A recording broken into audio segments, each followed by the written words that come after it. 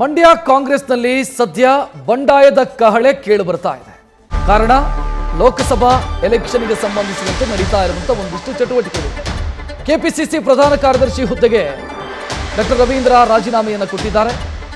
ಲೋಕಸಭೆಗೆ ಸ್ಟಾರ್ ಚಂದ್ರು ಅವರನ್ನ ಪರಿಗಣಿಸಿದ್ದಾರೆ ಅನ್ನೋ ಕಾರಣಕ್ಕಾಗಿ ಅವರು ಬೇಸರದಿಂದ ತಮ್ಮ ಸ್ಥಾನಕ್ಕೆ ರಾಜೀನಾಮೆಯನ್ನು ಕೊಟ್ಟಿದ್ದಾರೆ. ನಮ್ಮ ಜಿಲ್ಲೆಯವರಿಗೆ ಕೊಡಿ, ಬೇರೆಯವರಿಗಲ್ಲ ಅಂತ ಆಗ್ರಹಿಸಿದ್ದಾರೆ. ಸ್ಟಾರ್ ಚಂದ್ರುನೇ ಫೈನಲ್ಲು ಅಂತಾದ್ರೆ ಅದರಿಂದ ಸಮಸ್ಯೆ ಆಗುತ್ತೆ, ನಾನು ವ್ಯತಿರಿಕ್ತ ನಿರ್ಧಾರವನ್ನು ತೆಗೆದುಕೊಳ್ತೀನಿ ಅಂತ ಡಾಕ್ಟರ್ ರವೀಂದ್ರ ಎಚ್ಚರಿಕೆ ಕೊಟ್ಟಿದ್ದಾರೆ.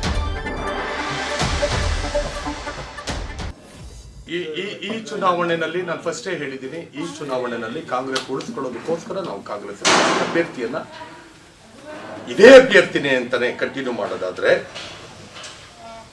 ಬಹುಶಃ ನಾವು ವ್ಯತಿರಿಕ್ತವಾದ ತೀರ್ಮಾನ ತಗೋಬೇಕಾಗಿ ಬರುತ್ತೆ. ಇನ್ನೂ ಏನಾ ತೀರ್ಮಾನ ಆಗಿಲ್ಲ.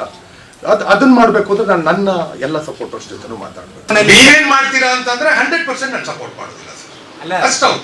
ಈಗಲೂ ಹೇಳ್ತೀನಿ ನಾನು, ನೀವು ಹಣದ ಕಾರಣ ಬಿಟ್ಟು ಈ ಜಿಲ್ಲೆಯ ನನಗೂ ಕೊಡೋದು ಬೇಡಪ್ಪ, ನನಗೂ ಕೊಡೋದು. ನಾನು ಯೋಗ್ಯ ಅಲ್ಲ ನಿಮ್ ದೃಷ್ಟಿಲಿ, ನನ್ನ ಕೈಲಿ ಆಗುದಿಲ್ಲ. ದುಡ್ಡು ಬೇಕು ಅನ್ನೋದೊಂದು ಹೇಳ್ತೀನಿ, ದುಡ್ಡು ಬೇಕು.